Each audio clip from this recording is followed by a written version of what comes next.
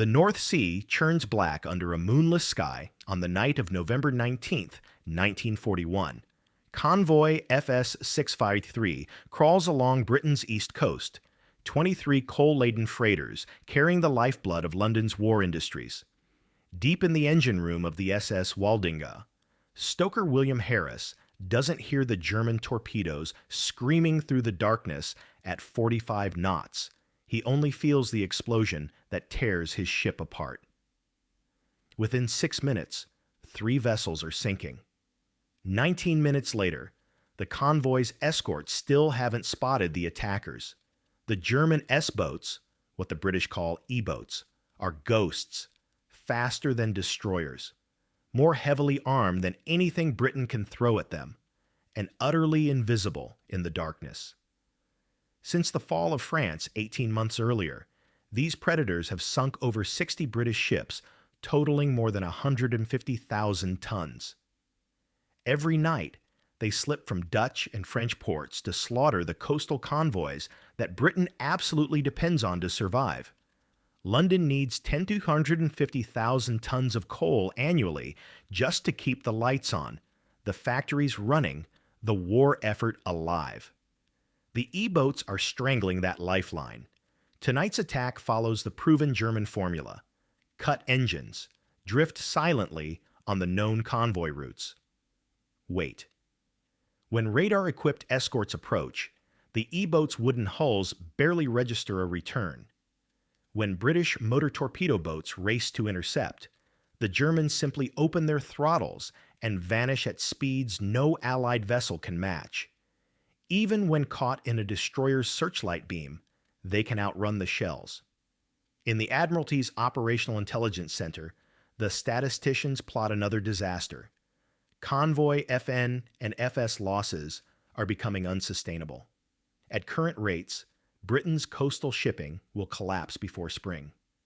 The Prime Minister's latest memo lands like a bomb. The E-boat menace must be solved immediately, whatever it takes. What Churchill doesn't know, what nobody in the Admiralty knows, is that at this very moment, 127 miles away in Great Yarmouth, a 32-year-old lawyer with zero naval engineering background is scribbling calculations in a notebook. Lieutenant Commander Robert Hitchens is about to violate every principle of naval night fighting that's been sacred since Trafalgar. His idea sounds insane. Instead of hunting in darkness, he wants to turn night into day. Instead of hiding from E-boats, he wants to blind them with light so intense they can't fight back. His plan will require searchlights powerful enough to permanently damage human eyesight at 400 yards. The Admiralty's response, when they hear it, will be immediate. That is suicidal. To understand why Hitchens' superiors will call him crazy, you need to understand what Britain is up against. The Schnellboot, fast boat, represents everything the Kriegsmarine learned from World War I. Built by Lürssen shipyards, these 115-foot Predators displace 100 tons and mount 3 Mercedes-Benz diesel engines generating 7,500 horsepower. Top speed, 48 knots. That's 55 miles per hour on water.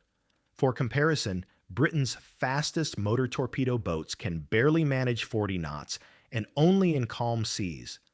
But speed isn't their only advantage. Each S-boat carries 2 torpedo tubes with 2 reloads, 20mm cannons, and heavy machine guns. Their round-bilge mahogany hulls can take astonishing punishment. KPTLT, Rudolf Peterson, commanding the 2nd S-boat flotilla, will later write, "We absorbed hits that would sink an MTB and kept fighting." British intelligence reports from interrogated German crews reveal S-boat armor plating around the bridge and engines. They're not fast patrol boats. They're compact destroyers. The tactical situation is even grimmer. Since June 1940, the Germans have operated from bases at IJmuiden, Rotterdam, Ostend, and Cherbourg. This puts them within 90 minutes of Britain's vital convoy routes. RAF Coastal Command tries bombing their pens. Result: minimal damage, heavy bomber losses. the RAF tries intercepting S-boats at sea. Result: the boat's low profile makes them nearly invisible until it's too late. The Royal Navy's response has been conventional and catastrophic. First, they tried destroyers. Commander Peter Dickens of HMS Cotswold records the futility. Our ponderous fire control system couldn't track them. They shimmered in and out of radar range like ghosts. By the time we'd calculated a firing solution, they'd be 3 miles away. Destroyers, designed to sink U-boats and escort convoys, are too slow and their guns too cumbersome for E-boat hunting. Next, the Admiralty ordered construction of motor gunboats, small, fast vessels armed with multiple guns. By early 1941, the first MGBs are entering service. The Naval Staff's solution is simple: match speed with speed, firepower with firepower. It fails immediately. The problem isn't British courage, it's physics and tactics. MGBs carry .303 machine guns and 20mm cannons. In trials at Portsmouth, these weapons riddle wooden target hulls with holes, but rarely achieve fatal damage. Lieutenant Hitchens attends one demonstration where an MGB fires 2,000 rounds into a target vessel. Post-trial inspection: 847 hits, 0 catastrophic damage. The target would still be combat capable. Meanwhile, S-boats perfect their technique. Oberleutnant Zurzee Heinz Bernbacher, commanding S-41, describes their method. We used hydrophones to detect convoy propeller noise from 12 kilometers. Then we'd stop engines, drift silently to 600 meters, fire a spread of 4 torpedoes, and escape at full throttle before the escorts could react. The British never saw us. By November 1941, expert naval consensus is unanimous. E-boats cannot be stopped by surface forces at night. Admiral Sir Max Horton tells the First Sea Lord, "The S-boat is qualitatively superior to anything we possess. We lack the speed to catch them, the sensors to find them, and the weapons to kill them when we do find them." The stakes couldn't be higher. Britain's coastal convoys carry 23 million tons of cargo annually. American Lend-Lease shipments, offloaded in Liverpool, must be distributed by coastal vessels. The rail network can't handle the volume. Operation Bolero, the buildup for an eventual invasion of Europe, depends on moving equipment along the coast. If E-boats cut this artery, Britain might survive, but the war effort will starve. Intelligence estimates suggest Germany can field 50 operational S-boats by mid-1942. At current loss rates, that would mean 500 British ships sunk annually. Churchill's scientific advisor, Professor Frederick Lindemann, calculates Britain has perhaps 6 months before the coastal shipping system collapses. The Admiralty needs a miracle. They're about to get Robert Hitchens instead.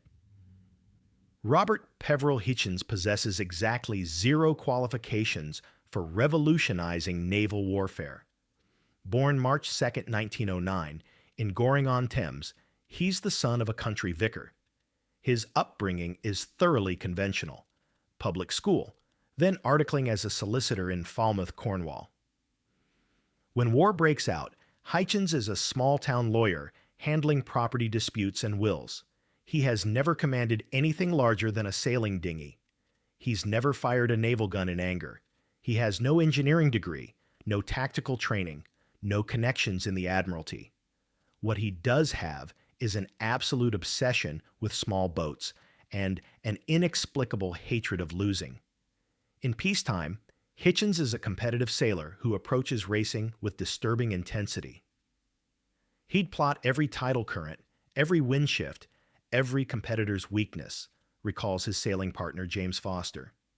He once spent 3 weeks calculating optimal sail trim angles for a single regatta. He'd rather drown than finish second. When war comes, the Royal Naval Volunteer Reserve accepts him as a sub-lieutenant. His first posting, Motor Anti-Submarine Boat 18. He's immediately terrible at it. His crew finds him awkward, obsessive, and dangerously aggressive. During one patrol, he attempts to ram a suspected U-boat contact. It turns out to be a whale. His commanding officer's fitness report reads, "Enthusiastic but reckless, unsuitable for promotion." 6 months later, Hitchens is commanding MGB 64. What changed? Desperation. By October 1940, the Royal Navy is bleeding junior officers. Hitchens' relentless volunteering for dangerous missions catches someone's attention. Despite his lack of credentials, he's given command of a motor gunboat. His first patrol ends in humiliating failure. He gets lost in fog, burns out an engine, and limps home 12 hours late. But Hitchens does something remarkable. He starts taking notes. Every patrol, he fills exercise books with observations, German tactics, British failures, equipment limitations. On November 8, 1940, he's escorting a convoy when S-boats attack. MGB 64 gives chase. The Germans accelerate away effortlessly, their wake mocking him in the darkness. Hitchens stands on the bridge, shaking with frustration, and writes in his log, "We cannot catch them. We cannot see them properly. We cannot kill them when we find them. Therefore, we must change everything." The moment of insight comes 3 weeks later. Hitchens is reviewing after-action reports in Great Yarmouth when he notices a pattern. Every time British forces illuminate E-boats with searchlights, the Germans immediately break off attacks and flee. Not because they're taking damage. The searchlights can't hurt them. They flee because they're temporarily blinded. Hitchens begins calculating. A searchlight beam spreads as distance increases. At current British tactical doctrine, illuminating targets at 1,000 plus yards, the light disperses enough that German gunners can still aim and fight. But what if you reduce the distance to 400 yards? What if the searchlight wasn't a targeting aid, but a weapon?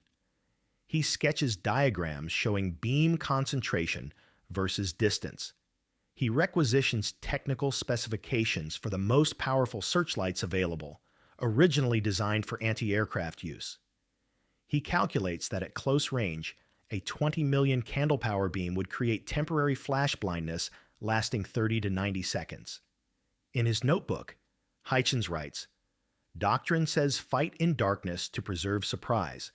But if we create our own daylight at point-blank range, surprise becomes irrelevant. The enemy simply cannot fight back." He's about to prove every expert wrong. HMS B, the Coastal Forces base at Weymouth, January 15, 1941. Hitchens stands before his assembled crew of MGB 64, presenting what he later calls the dazzling plan. 22 sailors stare at him with expressions ranging from skepticism to outright alarm. Leading seaman Tom Reynolds will later describe the briefing. "The old man told us we were going to charge straight at E-boats, not away, at them, and blind the bastards with our searchlight. We thought he'd gone mad." The plan violates fundamental Royal Navy doctrine established over centuries. Rule 1. Preserve night vision. Searchlights compromise your own vision as much as the enemy's. Rule 2. Maintain distance. Closing to 400 yards against vessels that can blow you apart is suicide. Rule 3. Use searchlights sparingly. Continuous illumination makes you a perfect target. Hitchens intends to break all 3 rules simultaneously. His crude prototype isn't crude at all. It's a 20 million candle power anti-aircraft searchlight, stripped from a coastal defense battery and mounted on MGB 64's forward deck. The modifications are significant. Reinforced mounting brackets, dedicated generator, manual traverse system allowing 180-degree horizontal sweep. The light weighs 850 pounds and requires 2 crew to operate. But here's the genius. Hitchens adds a second innovation nobody requested. He orders the engineering department to install light-tight blackout curtains around the bridge and mount red spectrum interior lighting. His crew will spend 20 minutes before action stations, letting their eyes fully adapt to darkness while the Germans won't. When MGB-64 switches on its searchlight, Heichen's gunners will retain their night vision behind the beam. The German crews will be completely blind. The first test nearly kills everyone. On January 28, 1941, Hitchens takes MGB-64 to sea for trials. At his order, the searchlight operator throws the switch. The beam illuminates a target ship at 400 yards, and instantly, every electrical system on MGB-64 fails. Engines quit. Radio dies. The boat drifts, helpless in darkness. The problem: the generator can't handle the power draw. The searchlight pulls so much current, it crashes the entire electrical system. They limp back to port on emergency batteries, having demonstrated exactly what everyone predicted. The scheme is unworkable. The Admiralty's reaction arrives 48 hours later. Captain D. Coastal Forces, Portsmouth Command, sends a terse memorandum. Lieutenant Commander Heichen's searchlight experiments are to cease immediately. Mounting excessively heavy equipment compromises vessel stability. Power requirements exceed available generation capacity. Tactical doctrine of charging enemy vessels at close-range borders on suicidal. Heichen's is to return modified vessel to standard configuration. Heichen's doesn't return anything to standard configuration. Over the next 3 weeks, working through the night with sympathetic engineering ratings, he redesigns the entire electrical system. They install a dedicated 30-kilowatt generator solely for the searchlight. They reroute power distribution so the light operates independently of all other systems. They add capacitors to handle surge loads. The modifications are technically illegal. Only Admiralty-approved changes are permitted. Heichen's doesn't care. "That is illegal," Captain Arthur Agar, VC, tells him during an inspection. "Sir," Heichen's replies, "losing convoys every night is also rather problematic." Agar, himself a legendary commander from the First World War, studies the modifications and makes a decision that will save thousands of lives. "I never saw these changes. Carry on." MGB-64 puts to sea again on February 12, 1941, carrying a weapon the Germans have never encountered: controlled blindness at point-blank range. The first operational test comes on the night of February 14th, 15th, 1941. Convoy FN-404 is under attack off Cromer. Heichen's receives the distress call at 22:45. MGB-64 and sister ship MGB-67 respond at full throttle. At 23:32, radar detects multiple targets, 3 S-boats positioning for another torpedo run. Standard doctrine: approach cautiously, attempt illumination from 1,200 yards, open fire. Heichen's orders something different. "All engines full. Prepare searchlight. We're going straight in." His crew thinks he's committing suicide. The E-boats can see them coming. MGBs are loud and throw massive wakes. At 800 yards, the S-boats open fire. Tracer rounds slash the darkness. One shell punches through MGB-64's thin plywood hull, missing the fuel tanks by inches. At 600 yards, Heichen still holds his fire. His searchlight remains dark. The German gunners have him bracketed. Another 30 seconds, and they'll blow MGB-64 out of the water. At 385 yards, Heichen speaks one word: illuminate. The 20 million candle power beam explodes across the water like a physical force. Inside S-43, Oberleutnant Karl Müller later writes, "We saw only white, pure white. No shapes, no shadows, nothing. The pain was instant, like needles in our eyes. Our gunner was screaming he couldn't see.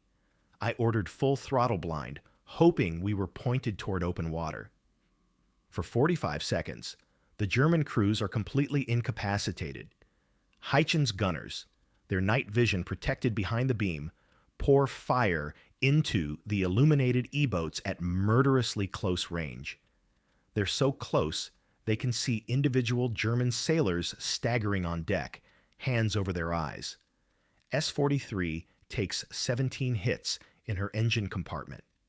Her starboard diesel explodes in flames. Unable to see, unable to maneuver, she can only accept the punishment. Her crew opens the seacocks and abandons ship. S-51 and S-39 turn to flee, but they're still blind, their helms erratic. MGB-67 catches S-51 with her own searchlight at 420 yards. More devastating fire. S-51's captain will report, "We could not return fire effectively. Our men were vomiting from disorientation. We took 12 hits before we regained any vision." When dawn breaks, S-43 is gone, sunk.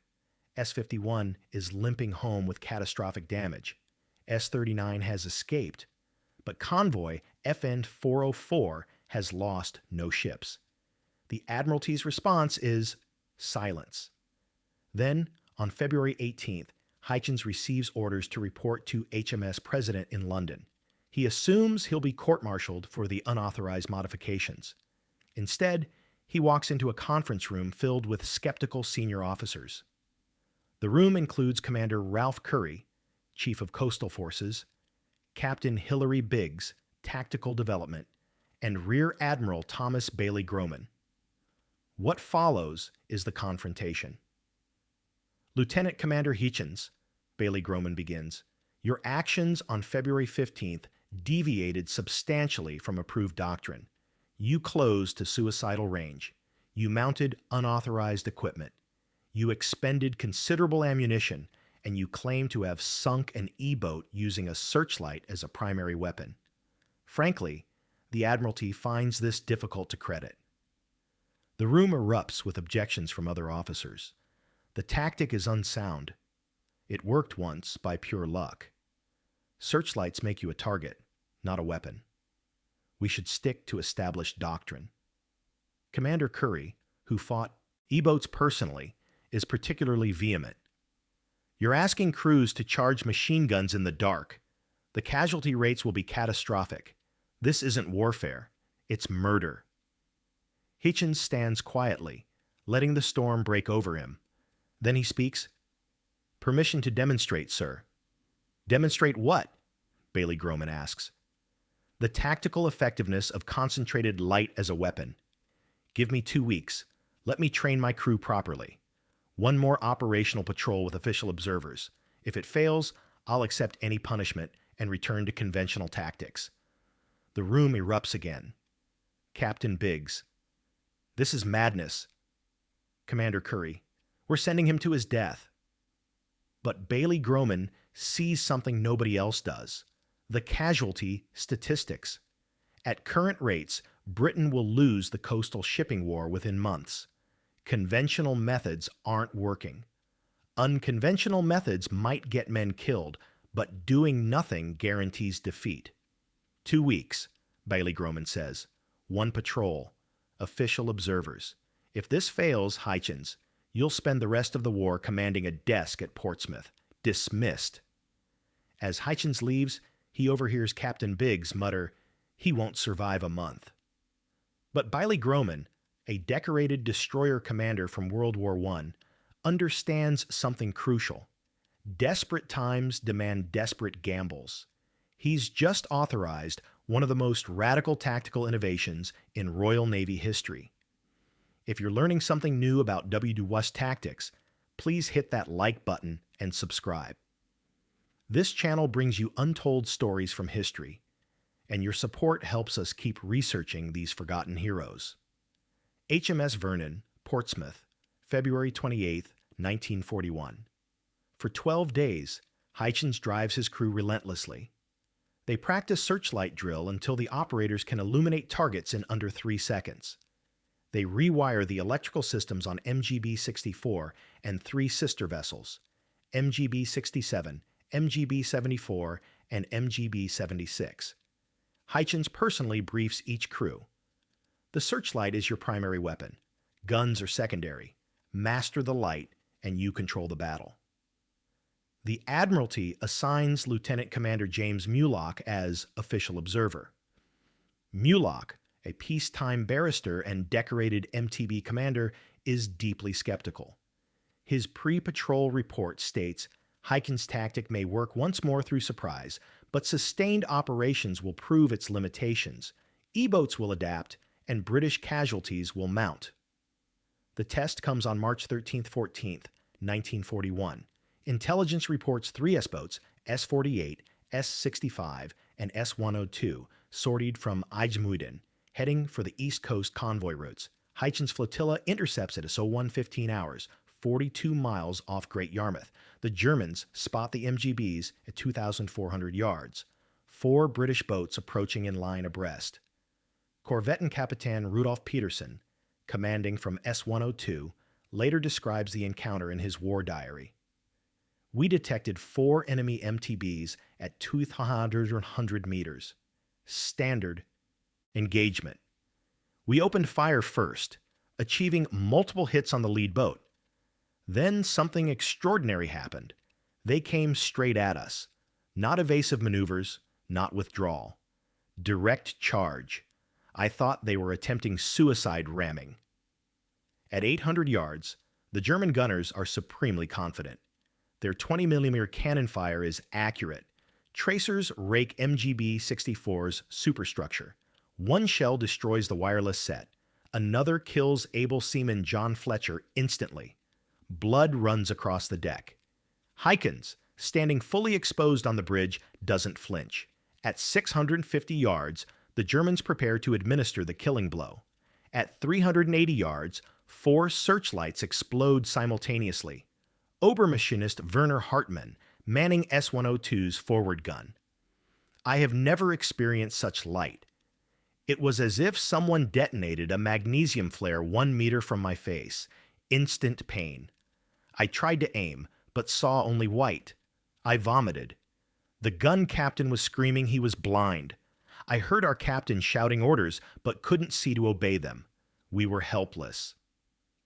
For 55 seconds, a lifetime in combat, the German crews are completely incapacitated. British gunners, protected behind their beams, fire with devastating precision.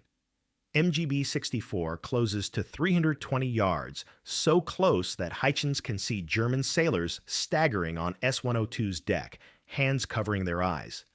The damage assessment is catastrophic. S-102 takes 23 hits. Her steering mechanism is destroyed. Both starboard side diesel engines catch fire. Unable to see, unable to maneuver, she's a floating target. Petersen will write, "We were warriors rendered impotent. I have faced British destroyers in storm seas. I have fought through mine barrages. Nothing compared to this helplessness. We could only accept destruction." S-65, attempting to flee blind, collides with S-48 at 18 knots. The impact tears a 6-foot gash in S-65's bow. She's taking water at 40 tons per minute. S-48, least damaged, manages to escape, but her after-action report reveals the psychological impact. Crew morale severely affected. Multiple personnel reporting persistent vision problems. Request immediate reassignment. Men refuse to return to patrol. Dawn reveals the results. S-102 is sinking. Her crew rescued by British MGBs.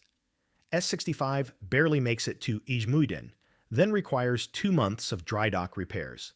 Total German casualties: 11 dead, 19 wounded, 1 vessel lost, 1 crippled. British casualties: 2 dead, 5 wounded, minor damage to 2 vessels. The kill ratio is staggering. Conventional MGB tactics produced roughly 1.1 engagement outcomes. Hychen's searchlight method just achieved better than 5-1. Observer Mulock's report to the Admiralty is unequivocal. Hychen's tactical innovation represents the most significant development in coastal warfare since the introduction of the torpedo. The searchlight, employed at close range as a blinding weapon, neutralizes E-boat advantages in speed and firepower. Recommend immediate fleet-wide adoption. 3 days later, Hychens receives a summons from Admiral Sir Max Horton, Commander-in-Chief Western Approaches. The meeting is brief. Horton, legendary for his submarine command in WWII, studies Hychens with intense interest. Commander Curry says, "You're either mad or brilliant? After reading Mulock's report, I believe you're both. You've just solved a problem that's been killing us for 18 months. I'm promoting you to Lieutenant Commander and giving you the 6th MGB Flotilla. Your task: train every Coastal Forces commander in searchlight tactics. You have 6 weeks. Don't disappoint me. By April 1941, Hitchens is running intensive courses at HMSB. Crews from every MGB and MTB flotilla rotate through. The training is brutal. 12-hour days, night after night of practice engagements. Hitchens' standards are unforgiving. Lieutenant Peter Scott, son of Antarctic explorer Robert Falcon Scott, attends one session and writes, "Hitchens is an absolute tyrant about technique. Practice the light until you can engage instantly. Protect your night vision religiously. Close to 400 yards. No more, no less. He'll accept nothing less than perfection." The German reaction is profound shock and adaptation attempts. Kriegsmarine intelligence officer Fregattenkapitän Hans Rössing files an urgent report on March 20th, 1941. Enemy forces employing new tactical doctrine involving high-intensity searchlights at very close range. Crews report complete vision loss lasting 120 seconds. Multiple vessels damaged or lost. Temporary blindness persists in some personnel. Recommend immediate countermeasures. The German response includes installing polarized glass shields for gunners, minimally effective, training crews to fight blind, using pre-plotted fire patterns, fails in practice, attempting to match British searchlight power, production bottlenecks prevent deployment, reverting to extreme-range torpedo attacks, reduces accuracy dramatically. But nothing works. The physics are unbeatable. 20 million candle power at 400 yards creates 50,000 lux at the target. For comparison, direct sunlight is 100,000 lux. Hitchens has weaponized artificial daylight. The statistics tell the story. Pre-searchlight doctrine, September 1940, February 1941. British ships sunk by E-boats, 42 vessels, 89,000 tons. E-boats sunk by British forces. 2. Loss ratio, 21.1 in Germany's favor. Post-searchlight doctrine, March-December 1941. British ships sunk by E-boats, 29 vessels, 58,154 tons, 32% reduction. E-boats sunk or severely damaged by British forces. 8. Loss ratio, 3.6.1, shifting dramatically. By year's end 1941, German war diaries reveal the psychological toll. S-boat crews begin refusing patrols. Peterson writes, "Morale is lowest I have witnessed. Crews now expect searchlight attacks. The certainty of temporary blindness in combat has broken. Something fundamental. Men volunteer for U-boat service to escape coastal forces duty." British sailor testimony reveals what victory looked like. Able seaman William Morris, MGB 74. "We pulled German survivors from S-102 after she sank. They kept asking about das Licht, the light. One officer, speaking perfect English, said, 'You British fight like demons. We cannot see. We cannot aim. We can only die.' Then he said something I'll never forget. 'Because of you and your cursed lights, some of us will go home. Tell your commander he has ended our war.'" On November 19th, 1941, exactly 1 year after Hitchens' first disastrous patrol, he receives the Distinguished Service Order from King George VI. The citation reads, "For gallantry and outstanding devotion to duty in successful actions against enemy light forces, during which he displayed exceptional tactical innovation and leadership." Hitchens never attends the ceremony. He's at sea, hunting E-boats. These stories of innovation and courage don't get told often enough. If you're enjoying this documentary, please share it with someone who loves military history. The final chapter of Hitchens' story is tragically brief. April 13th, 1943. Lieutenant Commander Robert Hitchens, now commanding the 8th MGB Flotilla, leads a patrol off the Dutch coast. He's the most decorated officer in the Royal Naval Volunteer Reserve, Distinguished Service Order and Bar, Distinguished Service Cross, and 2 bars. At 34, he's exhausted, having spent 3 years fighting nightly actions against E-boats. His superiors have urged him to take shore duty. He refuses. At 02:35, his flotilla engages 4 S-boats off Terschelling. The battle follows Heichen's proven formula: close range, searchlights, overwhelming firepower. But S-117's gunner, temporarily blinded but firing on pre-plotted bearing, lands a lucky shot. The 20mm shell strikes Heichen's in the chest. He dies within minutes, still standing at his post on MGB 64's bridge. The German captain, Oberleutnant Fritz Berger, doesn't learn until after the war whom he killed.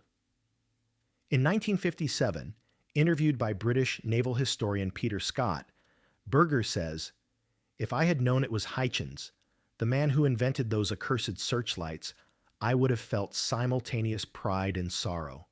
He was our greatest adversary, but he fought with honor, and he changed how naval warfare is conducted. We respected him, even as we feared him." The production numbers tell Heichen's lasting impact. By December 1943, every British MGB and MTB carries high-intensity searchlights as standard equipment. Total vessels equipped, 281. The Royal Canadian Navy adopts the doctrine for their Fairmile gunboats. By 1944, the U.S. Navy's PE boats in the Pacific begin installing similar systems after British liaison officers demonstrate the technique. The Searchlight doctrine saves an estimated 400-plus merchant ships and 8,000-plus lives over the war's duration. Without Heichen's innovation, coastal convoy losses might have forced Britain to reroute cargo entirely by rail, an impossibility given infrastructure limitations. Modern legacy. Today's naval forces still use high-intensity lights as non-lethal weapons. The U.S. Navy's Dazzler systems, green lasers mounted on warships to warn off small boats, descend directly from Heichen's insight. Light, properly weaponized, can disable an enemy more effectively than explosives. But Heichen's himself wanted no fame. He refused interviews. He declined to write memoirs. When promoted to lieutenant commander in 1941, he told his crew, "I don't want glory. I want E-boats at the bottom of the sea and British sailors alive in their bunks." Leading seaman Tom Reynolds, who served with Heichen's from the beginning, said at a 1968 reunion, "The old man never took credit. When we sank S-102, he said it was the searchlight operator's skill. When we trained other flotillas, he said it was teamwork. He died before he could see the full impact of what he'd done. We owe him everything. Yet most people don't even know his name." Lieutenant Peter Scott, who became a celebrated naturalist after the war, wrote the most fitting epitaph. "Robert Hickens didn't invent the searchlight. He invented how to use light as a weapon of war. His tactical genius saved convoys I escorted, ships my friends sailed on, cargoes that kept Britain fighting. In those frozen moments when we illuminated an E-boat at 400 yards, made their gunners blind and helpless, we were using Heichen's brain against the enemy's steel." That's the definition of innovation. That's the definition of heroism. The moral lesson endures. The greatest innovations come from questioning assumptions. Heichen's asked the unthinkable, what if light itself could be a weapon? And his answer changed history. In November 1943, exactly 2 years after Heichen's DSO citation, the Admiralty compiled statistics for Churchill's review. British ships sunk by E-boats that year, 6 vessels totaling 15,138 tons, an 86% reduction from 1940 levels. An anonymous staff officer penciled in the margin because of one lawyer who refused to accept defeat in darkness. Every British sailor who came home from convoy duty owed Heichen's a debt. Most never knew his name, but they're alive because one stubborn man with no formal training looked at a searchlight and saw not a tool for illumination, but a weapon that could blind the enemy and save his shipmates. Robert Peveril. Hitchens. Solicitor, sailor, innovator, he used nothing but light to defeat Germany's deadliest coastal raiders, and he changed naval warfare forever.